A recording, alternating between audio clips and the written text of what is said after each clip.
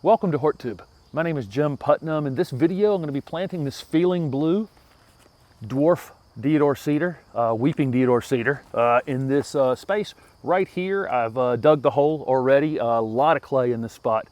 Craziest thing about this urban lot that I'm on, one hole can be very almost sandy, then the next hole can be solid red clay. Roots in some holes, not in others.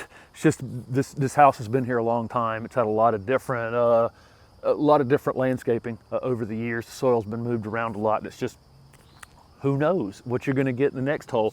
The reason I'm using this Feelin Blue Weeping Deodar in this space is I'm actually going to put a water feature right here. This hibiscus right here is temporary. This is just a temporary piece in this spot. It'll be an annual here. There's going to be a water feature going here, and I want a weeping conifer to kind of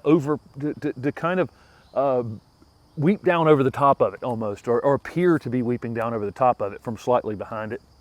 And so I think it'll be a nice feature in this space. Feelin Blue is probably the smallest of the weeping cedars. You could probably keep it whatever height you want. It probably would end up 6 or 8 feet tall and about as wide as I'd ever want it to be back here, but it's super slow growing. Doesn't really end up establishing a leader. It'll kind of form a new leader that'll go this way, and then it'll weep down, and then a new leader will come off of that. And so it'll build height over time, just going, like this right here as it goes, and individual pieces weeping down.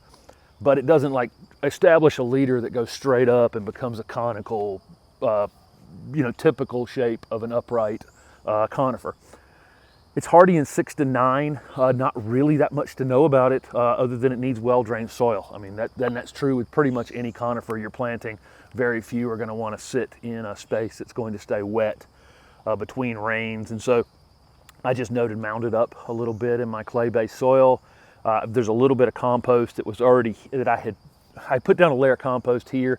So when I pull back my mulch, which is right here, that compost gets mixed in as I dig. Otherwise, just not much to know. I'm not really gonna have, I don't think, any pest issues on it. Super heat tolerant. That's one thing, is as you're picking conifers.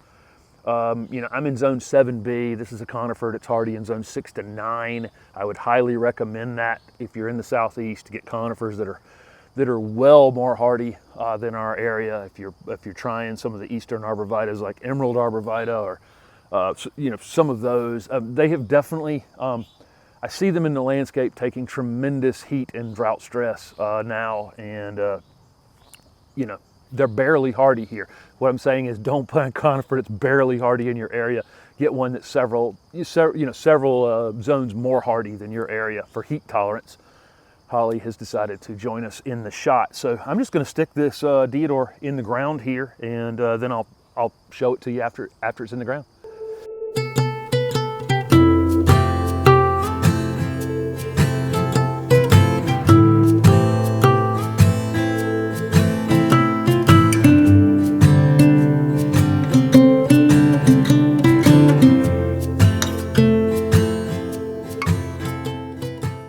So where Holly is standing here is where the water feature is going to be, is right in that area right there. I'd like to get some water noise back here. Like I've said many times, this is an urban lot. I can hear a dog barking right now. I don't know if you'll be able to hear that in here, but there's always something. There's train tracks that aren't that far from me, and so on and so forth.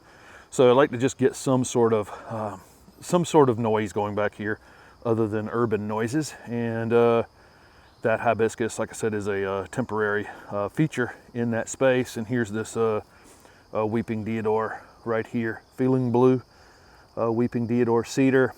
It's got a little bit of a thin space right in there, and that is my fault. I've actually had this thing in a container a very, very long time. I have so many projects going on that I just hadn't gotten this one in the ground yet. But now it is. Super slow growing conifer that should be a very, very interesting piece in the background behind this water feature. I can prune it however I want to prune it. If I want to train this thing in any way that I want to train it, I could, and just force it to go the directions that I want it to go by selective pruning, and maybe even using some bamboo or something like that just to train limbs where I want them. It can be pruned whenever. You know, this is never going to need any general pruning. It's just going to need a branch off here or there, and then it can be fertilized in the late winter with some sort of slow release fertilizer like I do every year. So again, don't forget to subscribe to the channel, and you can see the progress of this space back here once I get this water feature in, and how this Deodar Cedar, weeping Deodar Cedar, develops behind it. Thanks for watching.